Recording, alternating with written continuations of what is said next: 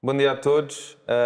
Estamos aqui porque vamos inaugurar um círculo de conversas chamado The Nature of Art, no qual vamos entrevistar pessoas que vão nos ajudar a perceber como tornar o mundo da arte menos opaco.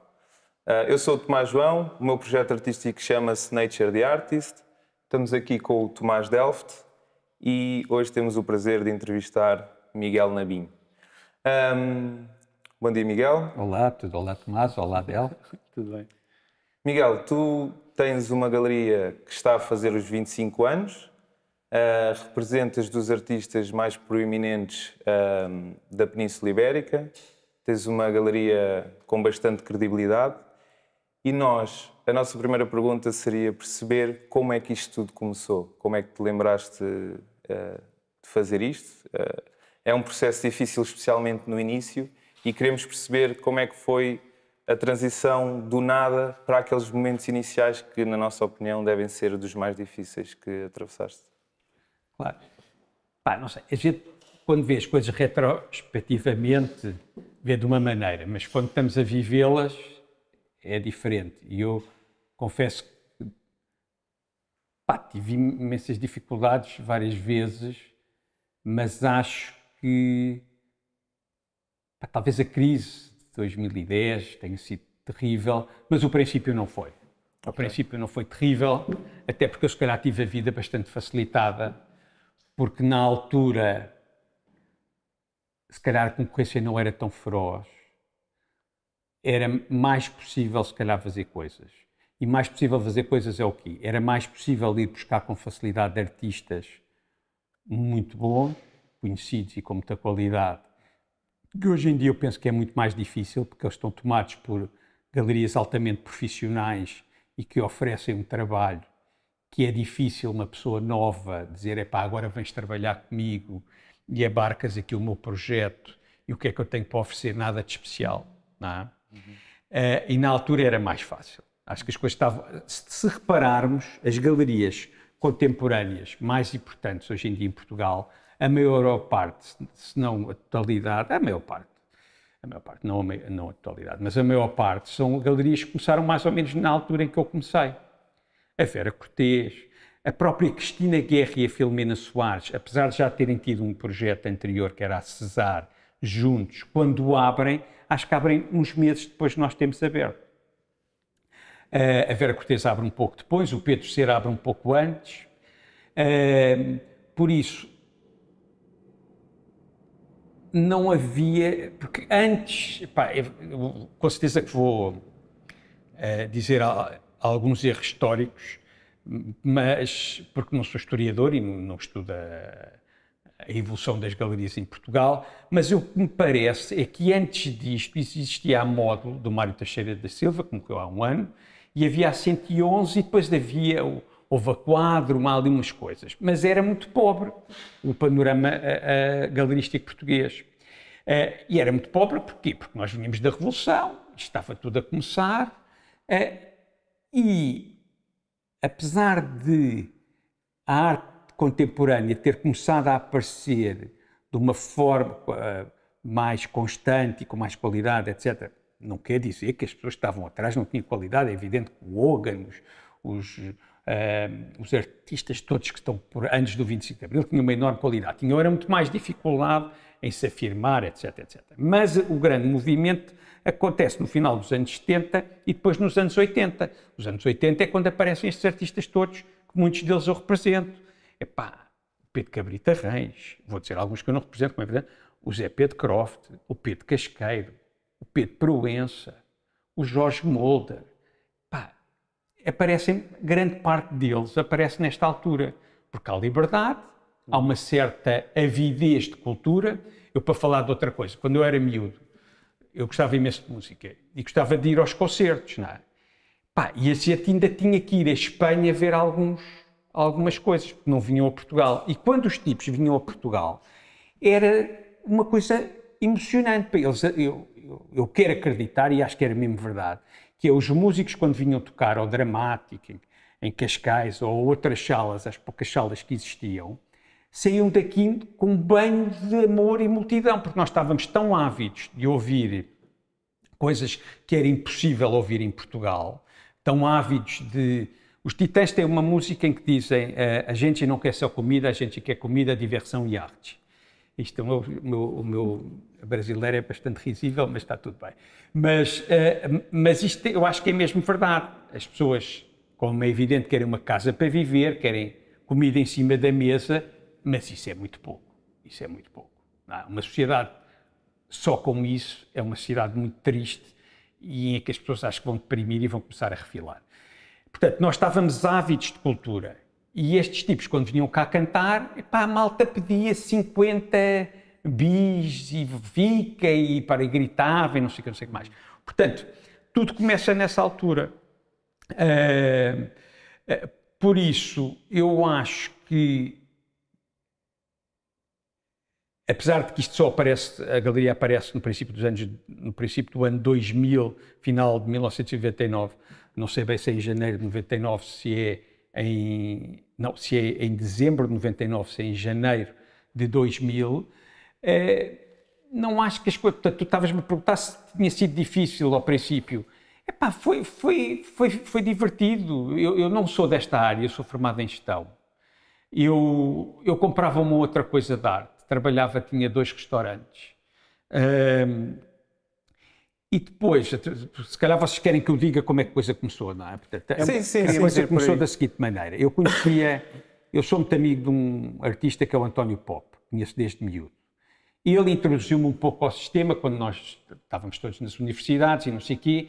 Ele era amigo de um grupo que eram os colegas dele do Arco, da escola, e eu saía à noite com eles, com o Jorge Queiroz, com o Francisco Tropa, com essa malta, não é? Até o Nuno Faria começa a aparecer nesse grupo, que é um pouco mais novo que nós, que é neste momento a pessoa que está responsável, é o diretor artístico da Vieira da Silva. Okay. Pronto. E eu começo a ficar amigo deles. Depois conheço o Manuel Castro Caldas, e depois através do Manuel Castro Caldas conheço o Zé Pedro Croft. Estas 2 pessoas foram super importantes no princípio da galeria. O Manuel Castro Caldas porque me dá o contacto de artistas para eu convidar, como o Jorge Mulder, como a Ana Jota, como o Miguel Branco, como o Augusto Alves da Silva. É ele que me dá os contactos e que diz às pessoas que se calhar valia a pena ver o que é que eu tinha para dizer. E depois o Zé Pedro Croft também é absolutamente determinante, porque é ele que me diz que eu devia ser galerista. Porque eu não era galerista, ele a essa altura vai jantar à minha casa e ele a essa altura diz-me, mas eu acho que tu se calhar devias ser galerista. E eu disse, não sei, nunca pensei nisso, se calhar daqui a uns anos penso nisso. Ele disse, não, já. E falou com o galerista dele, que é o Ulisses, que é da Quadrada Azul, e eu comecei a representar 3 ou 4 artistas da Quadrada Azul em Lisboa, que era o Zé Pedro Croft, o Rui Sanches, com quem trabalho agora, o Rui Patacho e o Ângelo de Sousa. E começo a vender em minha casa estes artistas, mais aqueles que eu fui falar diretamente, como a Ana Jota, o Miguel Branco, o Jorge Queiroz, e começo a vender em casa. Portanto, eu tinha um sítio onde tinha lá as obras, no quarto de um filho, da minha filha, Francisca, e da Salomé, e depois convidava as pessoas para irem lá à casa e mostrava no chão as coisas e vendia. É evidente que eu, desde o princípio, eu não queria ser só um dealer, um tipo que negociava arte. Eu queria fazer exposições. E como é que eu arranjei a solução para os primeiros 3 anos e meio da galeria em que foram em minha casa? Vou arranjar sítios não vou expor em minha casa, apesar de que até fiz uma exposição da Leonor Antunes em minha casa. Okay. Mas as outras exposições foram em sítios que ia alugando ou chegando a acordos. Utilizei a galeria da Assírio Alvi na Passos Manuel. Não sei se vocês sabem o que é o espaço da Assírio Alvi na Passos Manuel, mas agora já não é, agora deve ser da Documenta, mas era a Assírio Alvi, tinha um espaço pequenino de exposição, onde fiz as 2 exposições. Utilizei a Sala do Veado, que também não deve ser do vosso tempo. A Sala do Veado é uma sala muito bonita na Faculdade de Ciências, na Rua da Escola Politécnica, que era uma sala, porque aquilo ardeu, não sei se nos anos 80, a Faculdade de Ciências, e é uma sala gigante, com a parede sem ser rebocada, portanto em cimento, onde a primeira exposição da galeria do Jorge Mulder também foi. Okay. Pronto. E onde eu fiz mais exposições também aí. Portanto, fui arranjando, fiz uma vez, na sala, agora não me lembro do nome, era uma sala na Expo, que também, acho que era a Sala Jorge Vieira. não, se calhar estou errado, mas talvez não. Onde também fiz uma exposição. Portanto, fui fazendo exposições nesses sítios. Pá, e foi sempre super divertido. Tive direito de antena, não é? Porque não havia nada, não estava a passar nada. Estes artistas em que agarrou no início, eles já tinham mercado ou o Miguel acabou por criar este mercado, lá está, com esses dispositivos que falou agora do direito de antena e todas essas coisas? Não, o direito de antena foi porque, como não se passava nada de especial, os jornais olharam para mim e deram-me algum tempo de antena, ou seja, fizeram-me entrevistas, pronto, nesse sentido. Então estes artistas eles já vendiam, eles já tinham mercado, não foi preciso criar um mercado? Não, já tinha feito a Bienal de Veneza. Pois é, isso já agarrou. Não, eram artistas já muito conhecidos, eu tive imensa sorte, por isso é que eu digo, agora um miúdo que abre uma galeria, se calhar não consegue ir arranjar um Jorge Mulder, ou um Jorge Queiroz, ou uma Najota, é mais difícil, porque as coisas estão muito mais profissionalizadas. Então posso aqui fazer a pergunta, durante estes quase 25 anos de trabalho. É evidente que há sempre hipóteses, há sempre maneira de furar, é evidente. Sim, claro que sim. Há sempre maneira de dar cabo de pessoas como eu, o que eu acho uma coisa bastante interessante, e não estou a ser irónico. Acho que as coisas têm que se reformar, tem que se reformar e tem que haver uma... acho que é interessante que haja pessoas novas a confrontarem-me, para falar de mim, não falar dos outros galeristas, a confrontarem-me, a porem-me em questão, a encostarem-me à parede. Acho isso super saudável, não é? Sim. Nisso eu sou claramente liberal. As pessoas que estão em boas condições devem ser confrontadas pelas que não estão em boas condições. E isso é que é uma coisa fixe. Claro. Mas não há grande... Mas eu percebo que haja dificuldade de confrontar. E é evidente que eu tenho uma estratégia para que torne a confrontação o mais difícil possível. Mas não é o meu princípio. Ou seja, o meu princípio não é um princípio de combate. O meu princípio é um princípio de me divertir o máximo a fazer o meu trabalho e entregar aos artistas com quem trabalho para o melhor possível, o melhor do meu trabalho. Portanto, eu não faço estas coisas a pensar assim, não, eu com isto não dou hipótese aos gajos mais novos. Não, se calhar depois dificulto, mas o princípio não é esse. Okay. E quais foram, assim, os maiores desafios nestes quase 25 anos de trabalho de galeria? Qual foi o maior desafio que teve até hoje? O maior desafio não faço ideia. Se calhar o que lhe deu o maior prazer. É o presente. Não é? O presente é sempre o maior prazer. Eu gosto do presente, da galeria. Eu estou contente com as coisas, estou bastante contente com o que faço, como faço. Não estou assim saudosista, dizer isto era porreira, era quando eu lembro, por exemplo, quando tinha as exposições nos sítios, mas na Sala do Viado, eu depois nem sabia onde é que havia de estar. Ficava em casa, então eu às vezes ficava à porta da Sala do Viado, sentado numa cadeira a ler um livro, a ver se aparecia alguém e tal, não sei o quê. Se eu tenho saudades disso. Não, isso faz parte do passado, super porreira, não sei o quê, mas não tenho saudades. Dizia, eu gostava de voltar a estar à porta da Sala do Viado. Não, foi uma altura, agora são outras coisas e daqui a 5 ou 10 anos serão outras. Sim, não há assim uma altura que eu se calhar tenho nostalgia de algumas partes da minha vida, mas já foi, não há nada a fazer. Então, e agora o que é que nos pode falar sobre a relação de liberdade e confiança que tem com os artistas? Pelo que tivemos a investigar, é uma relação que foi criada ao longo dos anos, como também já teve a explicar. Acha que a postura que o Miguel tem é de facto diferente, um bocado diferente, mais talvez aberta das outras galerias? Será que o futuro das galerias e instituições e esta relação dos artistas com os galeristas deve ser a postura que o Miguel tem? Não, eu não quero impor nada a ninguém, mas não tenho... E talvez nem seja o caminho que vai acontecer no futuro, talvez não seja o meu caminho, porque talvez acho que talvez... Estava a pensar nas grandes galerias mundiais, sim, como é que são as relações dos galeristas com os artistas. E eu acredito que o Larry Gagosian seja um gajo muito simpático e cuidadoso com os artistas e amigo dos artistas. É evidente que a malta deve dizer: o Larry Gagosian é um filho da mãe, capitalista, louco e não sei o quê. Se calhar depois a realidade, um dia quando sair uma biografia dele, ou se calhar já, não sei, se calhar vamos descobrir que não é bem assim. Porque os artistas, felizmente, não se vendem a qualquer preço. Eu acho que os artistas, de alguma maneira, e eles sempre funcionaram assim, e acho que são fundamentais, são o último reduto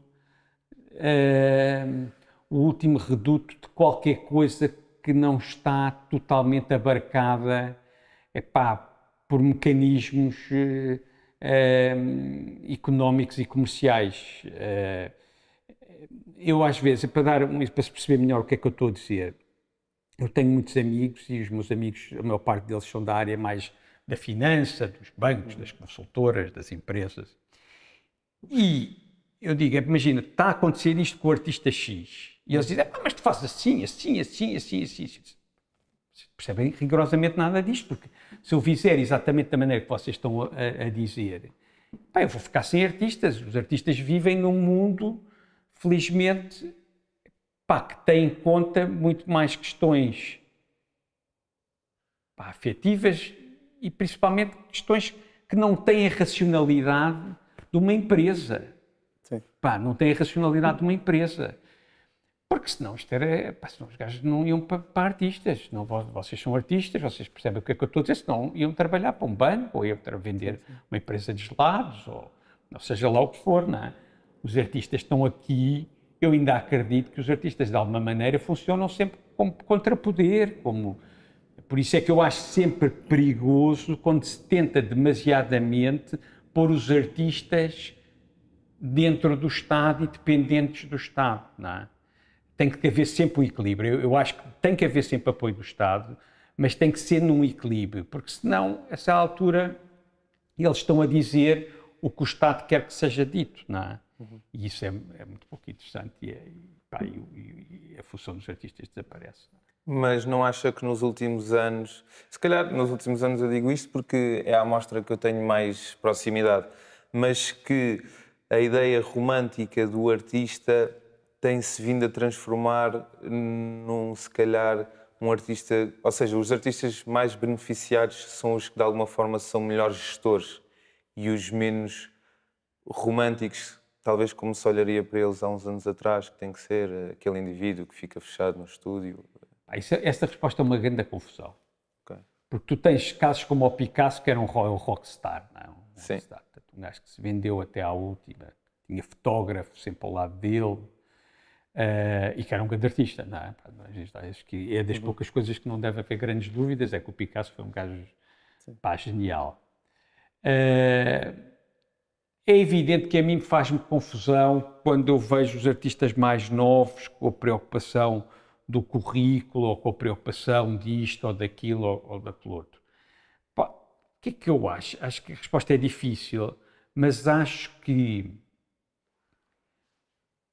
não sei se estou a ser ingênuo, mas acho que não. Acho que os filtros da história são relativamente eficazes. E acho que se os trabalhos forem muito bons e não tiverem grande divulgação, mas tiverem um mínimo, normalmente acabam por ser pertinentes, porque a própria sociedade vai precisar deles.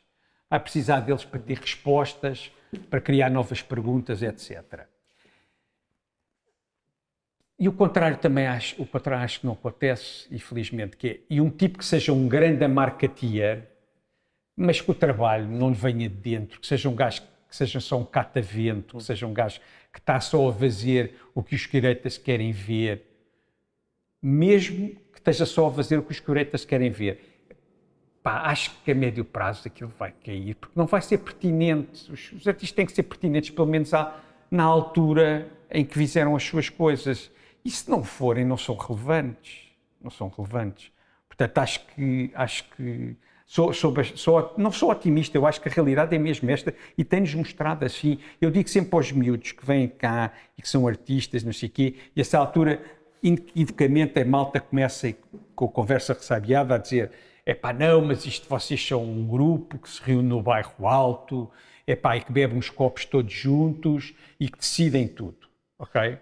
Eu não estou a dizer que não existe um sistema, é evidente que existe, mas eu não vou ao bairro Alto há imensos anos, epá, e faço, conheço os diretores dos museus, conheço o diretor de Serralves, conheço o diretor da Gulbenkian, conheço o diretor do MAT, é evidente, mas isto não é, pá, não são favas contadas. Isto não são favas contadas. Não são nada favas contadas. Não é tipo eu telefono ao João Pinheirando ou ao Filipe Vergne e pá, e tenho aqui esta exposição, e pá, não é nada disso. É trabalho, e pá, e não há, isso não existe, isso é uma mentira. Portanto, voltando à questão dos jovens artistas, eu acho que é muito fácil nós dizermos, não é? Em relação a tudo, quer dizer assim, é pá, a culpa é do sistema. Que é o que o Chega faz e que as pessoas que votam no Chega fazem. A culpa é do sistema. Não, a culpa é tua, pá. Nós somos todos o sistema. Percebes? A culpa é de todos. Percebes? Pá, e em vez de atacares o sistema, deves tentar perceber, porque o sistema, muitas vezes, é uma coisa melhor do que a gente pensa. É uma série de pessoas com imensa experiência que têm coisas para dizer. Epá, e que se calhar era interessante as pessoas olharem para o sistema e tentarem perceber, epá, o que é que o sistema também está a dizer. Não é ir de encontro ao sistema, não é tipo dizer, epá, agora eu vou ser igual ao sistema e vou fazer aqui uma carreira dentro do sistema. Isso é horrível. Epá, mas é ter algum cuidado, porque há imensas pessoas válidas dentro do sistema que têm experiência e que têm coisas para dizer que podem ser ouvidas. Portanto, é muito perigoso um artista ou outra pessoa qualquer pôr as culpas fora dele, não é? E achar que é um desgraçado e que não vai ter hipóteses para ser Sim, até porque a gente pode viver a vida de muitas maneiras e se calhar até pode descobrir que o sistema é uma merda, mas vai trilhar a vida de outra maneira. Vai fazer design de moda, ou vai fazer design gráfico, porque o sistema é uma merda. E faz bem a coisa, estás a perceber? Mas não percam tempo a atacar o sistema, até porque o sistema, se à altura, se calhar não vos dá hipótese, ou, percebe? Não percam tempo com isso, porque há pessoas que passam a vida inteira. Eu tenho imensos problemas com o sistema também tenho imensos problemas com o sistema. Sim. E com os sistemas todos, ninguém tem o poder total desta porcaria, felizmente, não é? Felizmente. E os meus outros colegas também, os artistas também, têm todos imensos problemas com o sistema. A gente contorna para tentar levar avante o que nós acreditamos. Contorna pela direita, com dignidade, com não sei o quê. Mas é como eu vejo a coisa. É como eu vejo. É sempre muito perigoso tornarmos ressabiados. É perca de energia enorme. Sim, eu concordo perfeitamente e acho que isso é uma filosofia que dá para ser em todos os campos da vida e faz todo sentido. O problema é que nós em Portugal estamos todos muito formatados desde novos a acreditar que a vida só se pode viver de uma maneira. Sem dúvida. Pronto, só se pode viver de uma maneira. E há imensas maneiras de se viver a vida. Há várias formas de fazer a vida. Eu saio, vou para a universidade e arranjo um emprego onde ganho dinheiro e depois não sei o quê, e depois faço as férias na neve e a seguir tenho uma casa já melhor e depois não sei o quê, e depois morro. Ganda seca, não é? Mas, não. Acha há mesmo que falta outras alguma maneiras. Visão... Ninguém acreditava que eu pudesse ser galerista na minha família, como é evidente. É normal. Não estou a criticar os meus pais de maneira nenhuma, mas consegui, sei lá. É mesmo possível viver. Já tem, as pessoas aí acho que estão muito enganadas. Há mesmo muitas maneiras de construir as coisas. Acho que nós acreditamos bastante nisso. Muito obrigado por esta resposta. É o que eu acho. Estávamos à procura. E há coisas que a gente não consegue. Atenção, há coisas que a gente não consegue. Há coisas que a gente bate e não consegue. É normal. Tem que ir para o outro lado, senão vai ficar a bater com a cabeça contra uma parede durante 10 anos.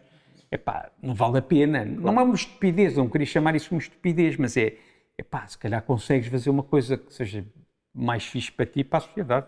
Por acaso, aqui dentro mais ou menos do que estávamos a falar, acredito que uma das coisas mais importantes para a sua galeria terá sido adquirir a credibilidade que tem hoje e ao longo do tempo, como é que foi conseguindo adquirir essa credibilidade desde o início até agora?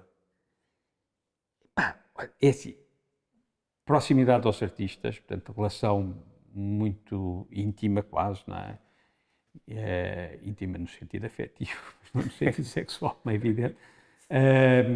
Por isso, muita proximidade aos artistas, para ouvir o que eles têm para dizer, aprendi imenso com muitas das coisas que eu vos estou a dizer agora. Eu aprendi-as com os artistas, sinceramente, aprendi-as com os artistas mesmo, com coisas que eles dizem e com os trabalhos que eles me mostram. Portanto, acho que proximidade aos artistas acho que é a coisa mais importante. Depois há uma série de coisas técnicas que eu fui fazendo ao longo da vida que foram determinantes. Mas acho que a proximidade aos artistas é muito importante e um certo nível sempre de inconsciência, não é? Que é sempre fundamental para a gente conseguir fazer coisas, não é? Eu acho que... E de estupidez, de fazer coisas que não são muito racionais, percebe? Acho que isto é a única maneira da gente conseguir fazer coisas interessantes, é fazer coisas que sejam um bocado de estupidezes, não é? Arriscar um pouco. Arriscar um pouco, não é? Fazer tudo o que se diz que a gente diz aos nossos filhos para não fazerem, que é dar o passo maior que a perna, tem que se fazer isso, partir-se todo, mas depois insistir e dar outra vez o passo maior que a perna, depois lá dá certo.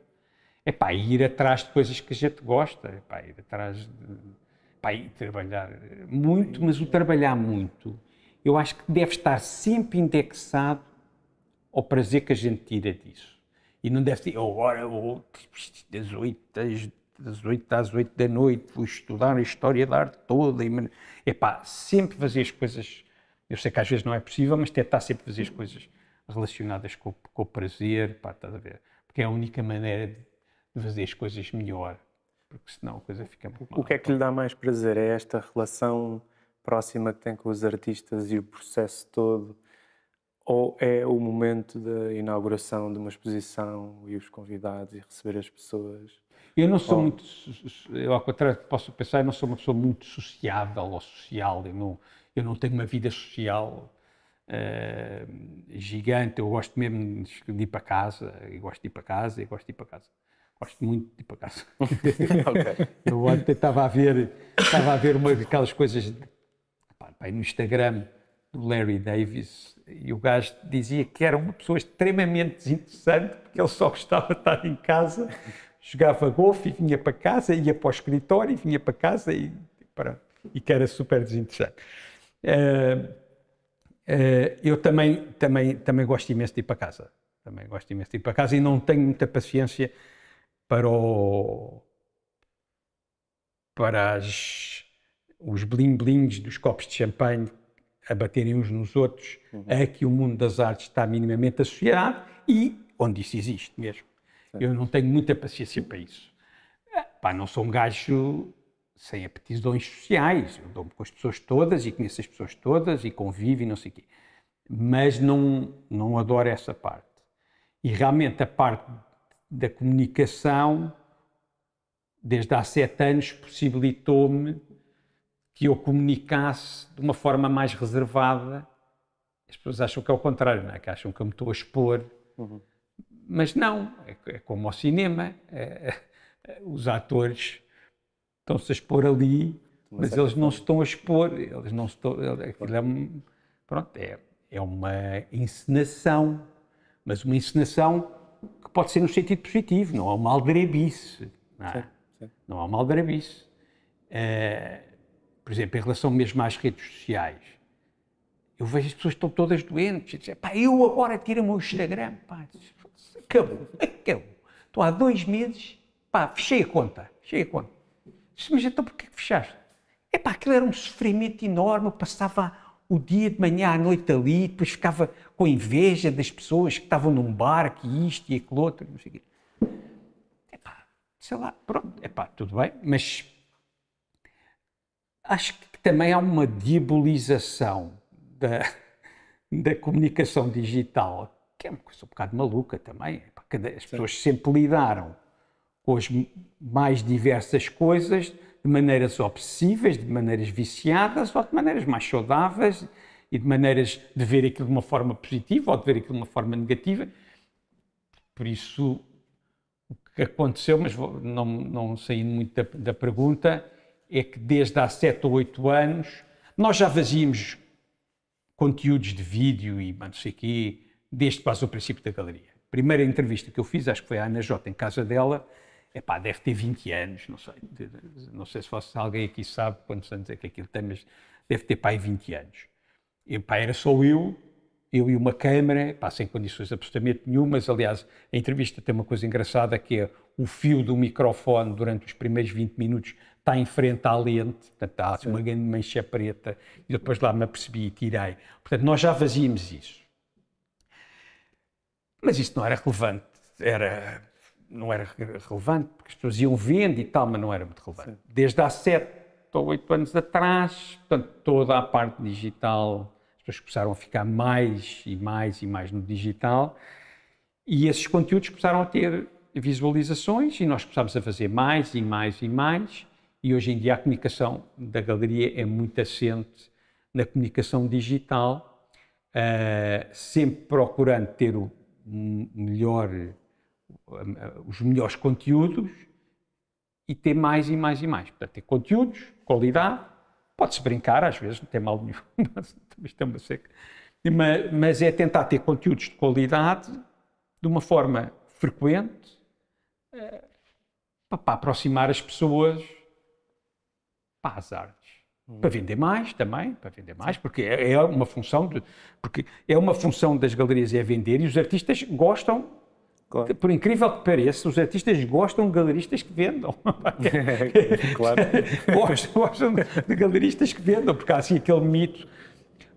Porque, a certa altura, e vocês estavam a falar antes de começar a entrevista, que há uma coisa de que os galeristas metem medo e desprezam as pessoas e não sei o que mais. Intelectualizam e tentam fingir que são intelectuais, que este gajo aqui não percebe nada disto, este gajo não leu Deleuze, nenhum galerista leu Deleuze, inclusive eu. Se calhar houve um ou outro que leu. Sim, mas existe esse afastamento. Mas pronto, mas há esta coisa de fechar, que é um bocadinho também o que a própria Gucci fazia no princípio. Eu não acredito que eles hoje em dia tenham o desplante de dizer isto aos empregados, mas a gente sabe, está provado que nos anos 70 ou nos anos 80, os empregados da loja da Gucci eram educados, diziam-nos que eles, se uma pessoa fosse lá só comprar uma mala pequenina, tratavam mal a pessoa. Pronto, para criar aquela coisa de que, eu faço parte deste mundo e eu vou ter que pagar um preço muito alto para fazer. E as pessoas estavam dispostas então a comprar uma camisa ou uma mala, uma coisa por 4 ou 5 mil euros, porque então vão fazer parte daquele mundo das pessoas ricas, ou das pessoas famosas, ou das pessoas que aparecem nas revistas. E eu acho que nas galerias também há um pouco isso. Eu nisso funciono completamente ao contrário. Eu acho que isto é para ser visto. Os artistas estão a dizer coisas com imagens. É porreiro que as coisas sejam vistas o mais possível, da forma o mais despreconceituosa possível, e que as pessoas desenvolvam relações com as imagens que os artistas vão mostrando, porque são artistas visuais. E depois as coisas vão crescendo, tu vais olhando, tu não percebes nada disto ou nunca viste artes plásticas, vês esta expressão do Mulder, depois vês uma noutra galeria, depois se começares a ver, vais começando a ganhar cultura visual, vais começando a perceber as linguagens que os artistas estão a funcionar e cada vez vais fruir mais.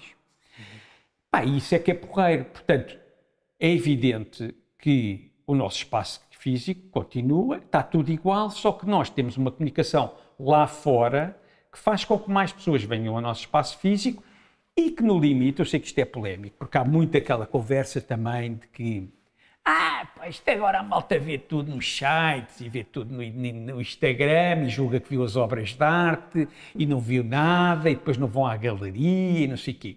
Bullshit. Quando eu era novo, sabe como é que a gente via as coisas do Picasso? A gente não viajava. Eu só comecei a viajar com 16 ou 17 anos porque tive sorte de ter dinheiro para fazer isso com essa idade. Porque houve gajos que viajaram pouquíssimo. Era através dos livros, reproduções em livros. Hoje em dia viaja-se as de telemóvel. reproduções em livros com dominantes de verde, um Picasso com uma dominante de amarelos. Estou a brincar. Aquilo era a maior bosta que existia. Pois. E era a maneira como nós tínhamos algum acesso ao que o Picasso, ou com o Rubens, ou com o Giotto tinham feito. Porque não há cá nada disso em Portugal, não é? Picasso, que eu saiba, há ali no Museu do Caramulo, e não sei, se calhar há em umas casas privadas, não sei bem. Mas, portanto, era dessa maneira. Portanto, não percebo qual é que é este ataque tão grande à questão do painel retroiluminado. Pá, mesmo assim, que tem muito mais qualidade e é muito mais próximo da obra do que eram estes livros que nós víamos quando éramos novos. Os catálogos do Rubens. E é gratuito. Pá, não E é gratuito, e é conseguimos gratuito, investigar não tem-se tudo. pagar nada. Exatamente. Pá, é super fixe. Também vejo a parte positiva disto. É pá, se há uma data de malta. Eu sou, por exemplo, sou super contra que nas escolas os miúdos tenham telemóveis. Epá, acho uma estupidez, acho que não devia haver telemóveis na escola, não sei o que dizer. Mas dito isto, epá, se os adultos têm telemóveis, epá, acho que é melhor que vejam a exposição do Jorge Mulder ou vejam uma entrevista do Jorge Mulder, epá, do que tenham a ver TikToks. Pá, que também é porreiro, a malta pode ver os TikToks se quiser, está tudo bem.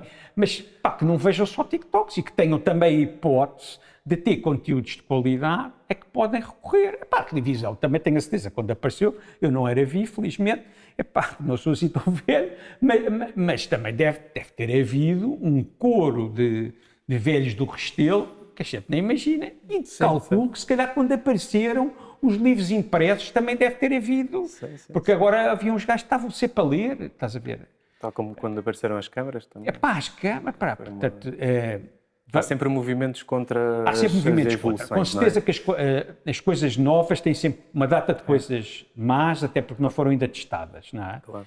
E eu não acho nada que a E é cultura bom. do telemóvel seja uma coisa porreira e os meus filhos não podem ver telemóvel, é raro, não sei o quê. Então a minha mulher é bastante mais estrita nisso do que eu, mas eu concordo muito mais com a abordagem dela do que com a minha.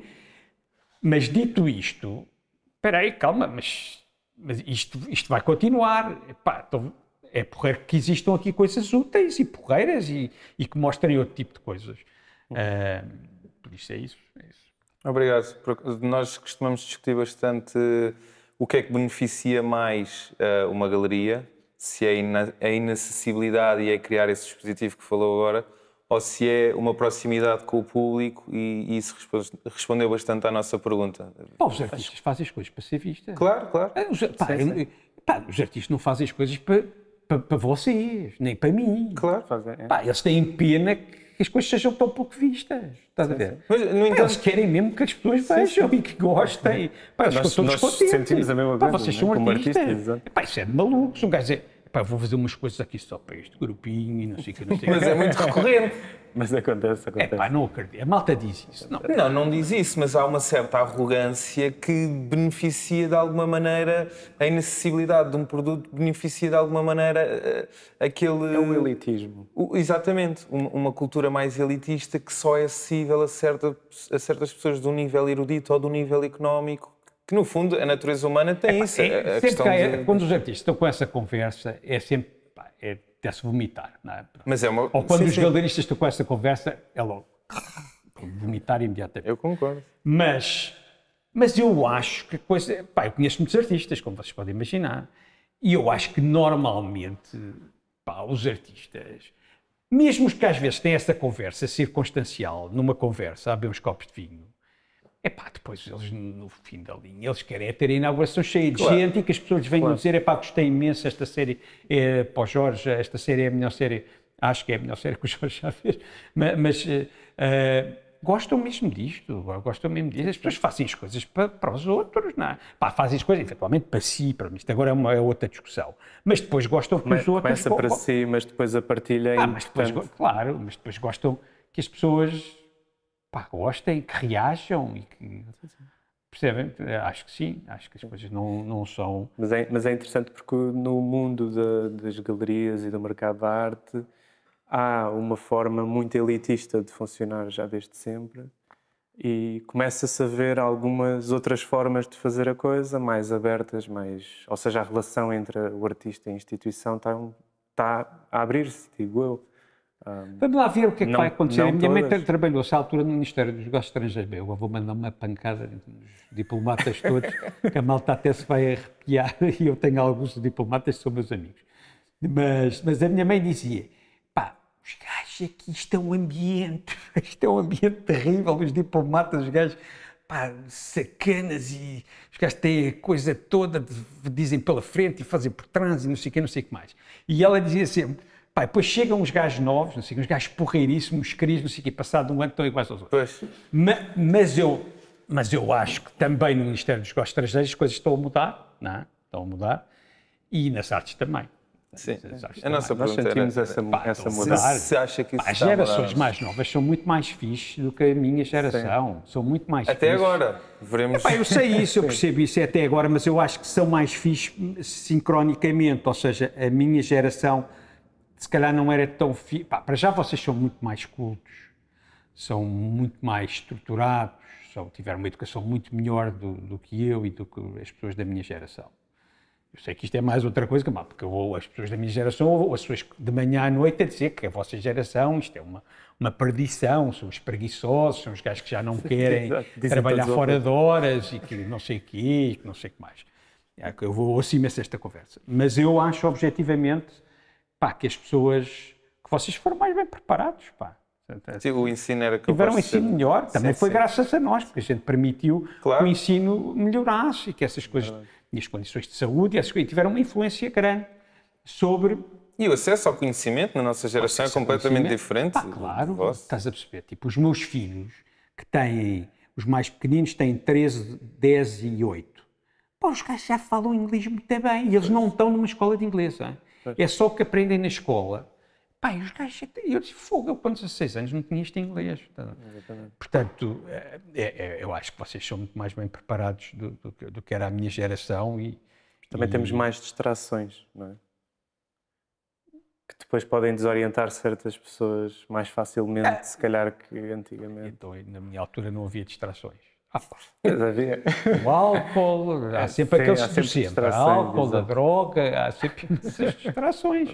A gente vai, nós sempre para colmatar o buraco que cada um tem em si, vai arranjar umas distrações, às vezes mais fixe, às vezes menos fixe, mas as distrações estiveram sempre lá.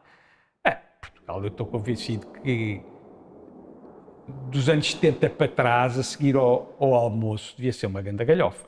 Sim, devia ser uma grande galhofa. Era uma data de bêbados uns a falar com os outros. Eu acho que devia haver muito álcool. Muita distração. Devia haver muita distração. Devia ser uma grande galhofa. No tempo do Salazar isto devia ser uma grande galhofa. A malta bebia uma garrafa de vinho ao almoço, todos os dias. E depois mamava outro ao jantar. Muita gente, não estou a dizer que não é. Nem toda a gente, mas muita gente. Isto à tarde, os níveis de produtividade ia ser... eu acho que continua a constar. Ia ser super divertido. Se calhar era muito mais divertido do que agora. Se calhar era mais divertido do que agora. Miguel, queria-te fazer aqui outra pergunta, que esta aqui é mais, se calhar, um aspecto técnico sobre a tua galeria, que é, se tivesses que encontrar as características que são comuns a todos os teus artistas e o teu processo de escolha, quais são os artistas que tu vais representar ou que tu representas, como é que tu explicarias esta parte? É assim, há uma coisa mesmo objetiva, que eu só represento artistas que estejam de alguma maneira institucionalizados. Sem bullshit absolutamente nenhum. Sem bullshit. Ou seja, são artistas que têm ressonância nas instituições. Ou seja, ou que já expuseram, ou que têm na coleção do MAT, ou na coleção e na coleção da Gulbenkian, ou em Serralves e por aí fora. Portanto, eu acho que isso talvez seja... porque assim, eu já fui mais novo. Eu já comecei a galeria, tinha 30 anos, ou 29, uma coisa assim. Devia ter 30. E o que acontece é que, nessa altura, eu fui o primeiro galerista do Canoilas. Não fui o do Bruno Pacheco o primeiro, porque ele tinha estado na módulo ainda durante a universidade, mas fui praticamente o primeiro do Canoilas, de uma série de artistas. Trabalhei no princípio do Jorge Queiroz, não fui o primeiro galerista dele, mas, ou seja, eu fui com a minha geração não é? E cresci com eles, e cresci com uma geração que são pessoas que têm a minha idade, não é? Neste momento eu já não, sendo-se completamente sincero, eu não estou tão virado. Eu tenho uma artista muito boa, que é a Isa Toledo, que é nova, mas é a única artista que eu tenho que tem menos de 50 anos. Se calhar há aqui um outro artista que tem 48 ou 49, o Nuno Cera, não sei se já tem 50 ou não. Por isso, eu estou tranquilo a fazer o meu trabalho dentro disto e eu não sinto uma obrigação nem moral, nem social de meter artistas novos. Não sinto. Isto não stress, isto não é? Claro. Eu não sou pago pelo Estado, as galerias não são pagas pelo Estado para fazerem, isto é super importante que eu vou dizer agora, pelo menos acho eu, as galerias não são pagas pelo Estado para fazer uma função cultural ou social. Nós fazemos essa função.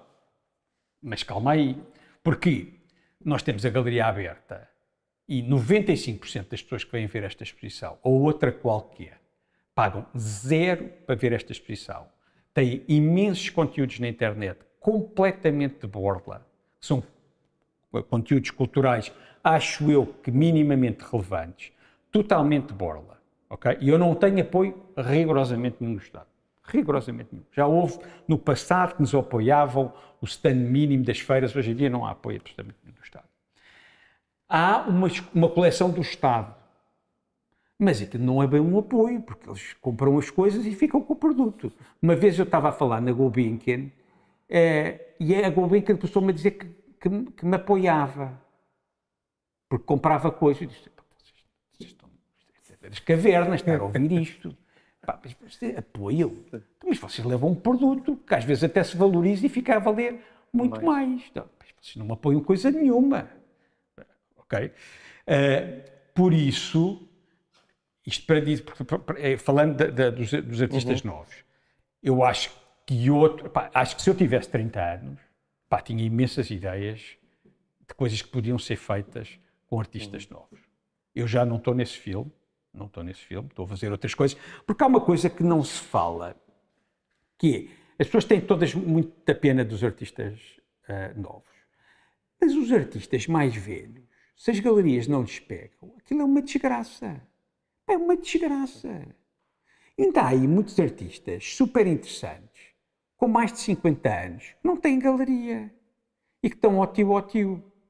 Portanto, tem que haver galerias que têm artistas mais novos, mas as galerias no limite têm que ter a liberdade de escolher o seu destino, porque senão isto seria... senão os galeristas dessa altura saíam. Claro. Não pode ser nem a sociedade, nem o governo, nem os artistas que vão dizer como é que uma galeria... E eu podia estar-vos aqui com uma conversa redonda, a dizer que eu estou completamente a olhar para a arte dos mais novos e que estou, não sei o que, não sei. Eu estou a olhar para a arte dos mais novos do ponto de vista do tipo que olha e do tipo que tira prazer das coisas e que tem curiosidade de perceber o que é que as pessoas estão a dizer. Mas em termos da estratégia da galeria, neste momento não é uma coisa que eu acho que esteja no nosso caminho. Mas estou a ser o mais concreto possível. E ainda bem, o objetivo... Não estava aqui num bullshit gigante, claro. A dizer, não, eu estou aqui... Não, eu estou mesmo focado. Porque depois nós temos responsabilidades com os artistas com quem trabalhamos. Claro. E eu tenho 20 artistas, isto dá muito trabalho. Tenho aqui uma equipa que está aqui, que não se vê dentro da Câmara, mas está aqui atrás de nós, que trabalha todos os dias. Nós todos somos 6 pessoas, trabalha todos os dias para dar visibilidade aos artistas, para corrigir currículos, para legendar para inglês entrevistas, para fazer inúmeras coisas, para tirar boas fotografias, para fazer filmes como nós estamos a fazer aqui, etc, etc. Eu tenho uma responsabilidade para com o Jorge Molda, para com a Ana Jota, para com a Patrícia Garrido, com o Pedro Cabrita Reis, com o Pedro Calapés e com todos os outros com quem nós trabalhamos. Claro. Por isso é isso. Mas acho que há imensas oportunidades. E hoje em dia há mesmo imensas oportunidades. E há coisas tão divertidas que se podiam fazer e que são baratas. Com um telemóvel, hoje em dia, um gajo filma nas horas, não é? Pá, Sim. preciso de 2 microfonezinhos da DJI e pá, já está. E os conteúdos, o limite é a tua imaginação. Por isso, acho mesmo que há oportunidades que nunca mais acabam para entrar mesmo com o que eu disse no princípio, que é uma dificuldade de ir buscar artistas mais velhos e já mais consagrados, pelos motivos que eu disse no princípio. Eu acredito que já tenha assistido a este processo de institucionalização de um artista várias vezes. Acha que nos consegue clarificar melhor como é que esse processo acontece? Como é que um artista se institucionaliza? Exatamente. Pá, é quando as instituições olham para o trabalho dele, gostam, compram e fazem exposições dele. Estás-me a perguntar porquê é que isso acontece? Não, eu estou a perguntar, por exemplo, poderia-me dizer assim, olha, há 3 ou 4 instituições que, no fundo, são as instituições que têm mais essa apetência por apostar em artistas que estão menos institucionalizados e depois dessas instituições as outras acabam por ver e continuam o percurso. Porque, no fundo, o que eu estou a perguntar é que sistema é que existe aqui na institucionalização e como é que ele funciona? São os curators, os diretores dos museus, que dizem, olha, este gajo tem graça. É como uma música, ou como um livro. Olha, isto tem graça. Este gajo é super pertinente, isto é super fixe. Bora fazer uma exposição com ele, bora comprar-lhe uma peça. É assim. Acho que não é mais do que isto. Okay. Então, por isso é que eu acho que o sistema funciona relativamente bem. As pessoas dentro das artes plásticas são bué honestas. São super honestas. O Pinheiranda é super honesto, o João Pinheiranda. O Filipe Ferro também. A malta, genericamente, acredita mesmo nisto. Não estão a enriquecer de maneira nenhuma. Ganham os seus salários, gostam disto, e tentam cumprir o trabalho da melhor forma possível.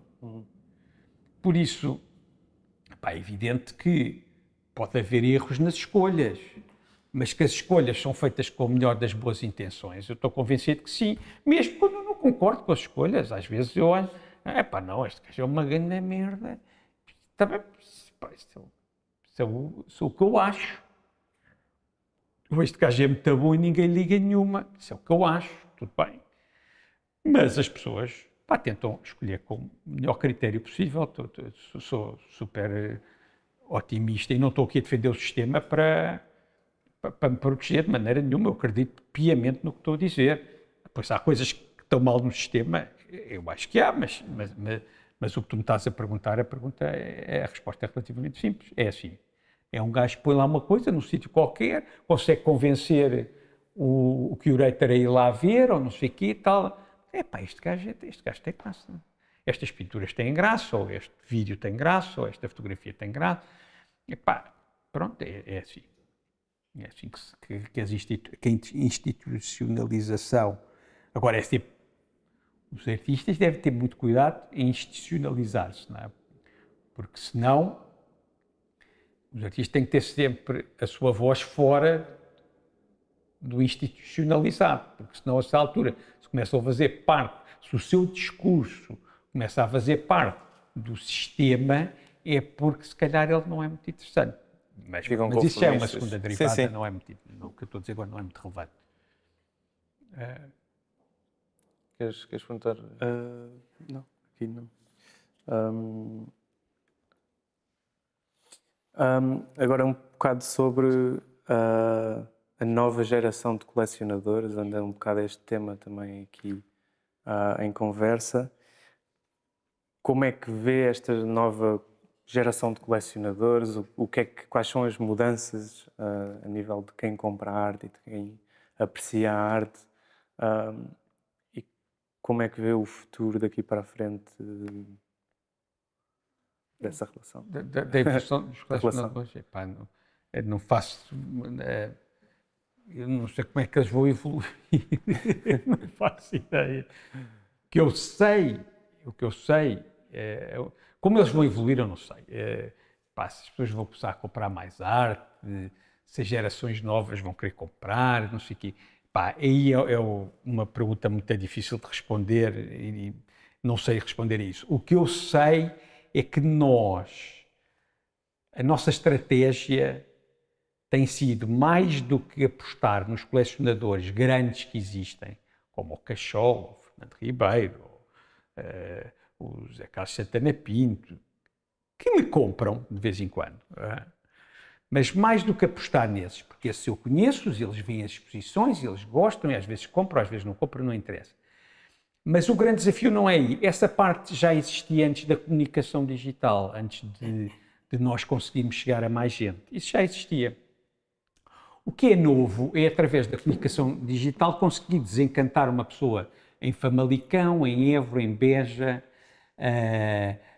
em Espanha, em Valladolid, em França, onde for, que eu nunca conseguia chegar lá. Eu digo sempre isto, que é, imagina, em Beja, em Famalicão, em Vila Real. Nós achamos que Portugal é Lisboa, Porto e talvez Braga e o resto é tudo muito pobre. Não, não. Há pessoas ricas em Beja, em Évora, em Famalicão, em Faro, em Olhão. Há pessoas ricas em todo o lado. Ou pelo menos pessoas, para não chamar pessoas ricas, pessoas com capacidade de comprar uma obra de arte ou de comprar um BMW, não sei o quê. Não sei. Há umas pessoas que têm algum dinheiro no banco e que ganham algum dinheiro, que permite poder comprar uma obra de arte, porque uma obra de arte é uma coisa cara. Não é? E tu, através do digital, consegues entrar dentro dessas casas, porque eu não consegui ir para Beja com um letreiro, ou com aquelas coisas tipo homem sanduíche, a dizer eu sou o Miguel Nabinho e represento o Pedro Cabrita Reis, Pá, não dava para fazer isso. Portanto, eu tinha a maior das dificuldades de atingir estas pessoas. Portanto, o nosso desafio, e isso tem sido um sucesso, foi desencantar estas pessoas nos mais diversos sítios que eu não conhecia e não tinha a possibilidade de chegar a elas. Nós, neste momento, através de toda uma comunicação digital, pá, chegamos a muita gente, a muita gente. E isso possibilita abrir novos colecionadores, novas pessoas interessadas por isto, novas pessoas a conhecerem o trabalho dos artistas que eu represento, a conhecerem a galeria, eventualmente a comprarem e eventualmente a só verem, que também me interessa. A só verem. Pá, e não é aquela coisa que fala-se, se fosse um gajo liberal, porque tu, conseguindo que esta pessoa nova tenha interesse por isto, ela depois vai ter dinheiro e vai comprar, tu estás a criar novos... Epá, que isso, que anda seca, estás a ver? Tipo, sei lá, se ela depois vai comprar e não é... Epá, não anda a pensar a 10 anos, nem anda a pensar a 20 anos, epá, não me chateiem com essas conversas, estás a perceber? Eu acho isso um bocado, tipo, pá, maluco, é sempre a pensar como é que eu vou vender mais e como é que vou... Não, é mandar um bolo e depois a gente até vende mais, que é fixe, mas é fazer uma coisa que seja mais do que estar a pensar economicamente. Nós hoje em dia estamos sempre a pensar economicamente. Os telejornais são todos à volta de dinheiro, dinheiro, dinheiro. Eu desconfio que se a gente for ver um telejornal dos anos 70 ou dos anos 60, não é tanto acerca de economia. Não é tanto acerca de economia. E eu acho que neste momento as nossas sociedades estão muito sempre a falar de economia. O orçamento, agora anda-se a falar do orçamento. O orçamento. E depois está-se a discutir peanuts, não é? Está-se a discutir 1% no IRC e anda tudo à volta do Montenegro e do... Como é que chama o gajo do PS? Quando eu me lembro do nome dele, não interessa. Como é que se chama o secretário-geral do PS? O Pedro Nuno Santos. Que agora o gajo vai se esconder e tal, depois aparece o Ventura e isto. Está-se a discutir 1%. Pá, basicamente é isso. Para mim é evidente que o PS vai ter que aprovar, mas pronto. E está sempre a falar de economia, do desenvolvimento e não sei o quê, desenvolvimento económico, e é sempre a vender que é para ajudar as pessoas mais carenciadas e não sei o quê. Não sei. Mas pronto, mas isto para dizer que nós não fazemos as coisas, é evidente que a gente quer vender mais, a gente quer vender, não sei o quê, mas a gente não produz o nosso produto a pensar nisso. Pensar só nisso, não, eu tenho imenso prazer em que as entrevistas fiquem bem feitas, em termos de imagem, de som, de tudo, e que sejam tão boas como as da Gagauzia. E que a nossa comunicação seja tão boa como a da Gagauzina, estás a perceber? Isso é o que me faz ficar até à meia-noite a fazer mais uma coisinha, e a corrigir mais uma fotografia, passar para preto e branco, pôr grão, tirar grão, não sei o quê, arranjar novas maneiras de que o som que está cheio de reverberação, que nós estamos aqui a falar, que depois quando for para o ar não tenha reverberação. Pá, isso é que acho que isso é que me diverte, estás a perceber? Isso é que me diverte. E o facto de estar focado em partilhar a paixão acaba por atrair melhor o público do que se calhar se estivesse super focado nos termos económicos. Claro. Acho que isso acho que isso é verdade. Acho que isso é verdade. Temos sempre aquele eterno problema do músico que canta a mesma música 1000 vezes, não é? Com a questão do Pessoa, do fingir, não sei o quê, não sei dizer o verso do Pessoa, não sei se alguém aqui sabe dizer o verso do Pessoa, coisa que fiz, não sei o quê, mas não sabem. Eu não faço ideia. Não fazem, pronto. No fundo, é a ideia de que. É a ideia um bocado dos atores e do fingir, de que se nós fingimos e não sentimos, não é? Se isso também é relevante, não é? É relevante. Não é? Porque os atores não estão todos apaixonados uns pelos outros e eles têm relações nos filmes e passam aquilo. Mas eu acredito que sim, que quando tu não és ator, como eu não sou ator, quanto mais genuíno tu fores, mais as pessoas acreditam em ti. Acredito minimamente nisto, com todas as salvaguardas que a gente possa ver pelo mundo, pessoas que conseguem dissimular. E nota-se perfeitamente. Mas é assim, a primeira coisa é tu não acreditares muito em ti e achares que és um grande vigarista também. Não é? Pronto. Isso é sempre a primeira coisa. Acho que a primeira coisa é a gente perceber que as coisas que consegue não são porque nós somos muito fixes ou muito bons ou muito isto ou aquilo, mas essencialmente porque tivemos muita sorte de ter caído dentro deste corpo, percebes? Eu eu não acredito praticamente em nada. E tenho sempre, e passo aos meus filhos isso com o devido cuidado, porque é muito perigoso, mas sempre que nós somos privilegiados, portanto, não vamos agora dizer que somos os melhores do mundo, porque a gente caiu num determinado sítio onde as coisas estão mais facilitadas. Sem dúvida. Eu acredito estão mais facilitadas. Faz sentido. Bem, se calhar vamos à última pergunta. Deixa-me à vontade. Um bocado mais filosófica. É que eu já não sei responder. Estamos a gostar muito do ouvir. Coisas filosóficas é que eu já não sei se consigo responder. Queres fazer tu? Tenho que telefonar a Maria Filomena Molda para ela me fazer a resposta. Se tu fosses agora confrontado com o Miguel de há 30 anos atrás, há 25 anos atrás, que foi quando começaste a galeria, o que é que tu lhe dizias?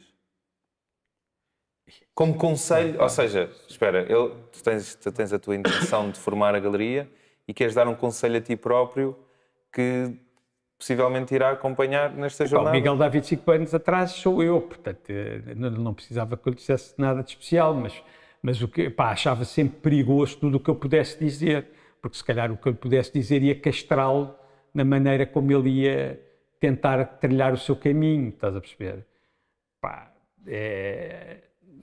Acho que era uma grande arrogância o Miguel de hoje em dia e falar com o Miguel com 30 anos. Não ias falar? Não ia falar. Porque o facto de tu não ires falar, de alguma forma, tu valorizas imenso a liberdade e o processo dele atravessar as próprias dificuldades e desenvencilhar-se. Claro. Pois é sempre muito mais divertida quando tu não sabes o fim da história, não é? Se tu já sabes o fim da história, a coisa torna-se uma seca, não é? A realização do próprio sonho americano. O sonho americano, quando se realiza, sempre que a gente consegue realizar qualquer coisa, não é? Acho que o Herman no outro dia dizia, a propósito de consumismo, que é, os catálogos de roupa não acabam. Portanto, a gente pode sempre comprar as calças verdes e azuis e com pregas e sem pregas. Aquilo não acaba. É o grande perigo do consumismo, não é? Portanto, ou seja, cada vez que tu realizas cada coisa, não é? Os artistas sentem isso. O Jorge, quando acaba, fica aliviado, fica contente, mas começa outra vez o mecanismo de ter que fazer outra coisa qualquer. Por isso acho que é sempre mais fixe quando a gente não sabe o fim do filme. E se eu fosse lá explicar-lhe o fim do filme, se calhar, estava-lhe a tornar a vida mais chata e menos interessante e tornava um gajo mais, se calhar, menos interessante, que não ia aprendendo com as coisas. É evidente que se o Miguel Nabinho, de há 30 anos, tivesse metido nas drogas e tivesse espatifado todo, eu se calhar ia-lhe lá dizer, olha, não vais por aí, isso vai ser uma desgraça. Mas, normalmente, as pessoas não se metem nas drogas, nem no álcool, ou noutra porcaria qualquer, ou no jogo, coisas que sejam, que possam estragar uma vida e as relações afetivas que têm com outros, não sei. Por isso, eu se calhar preferia não lhe dizer nada. Se calhar preferia não dizer nada. Boa. Preferia não dizer nada. Parece bem. Muito obrigado. Acho que encerramos por aqui. Foi um prazer tê-lo. Foi impecável. A entrevista vai aumentar imenso a nossa curva de aprendizagem, sem dúvida alguma. Foi uma conversa muito nutritiva. Não, estão à vontade. Bem, vocês conduziram muito bem a entrevista. Acho que foi impecável.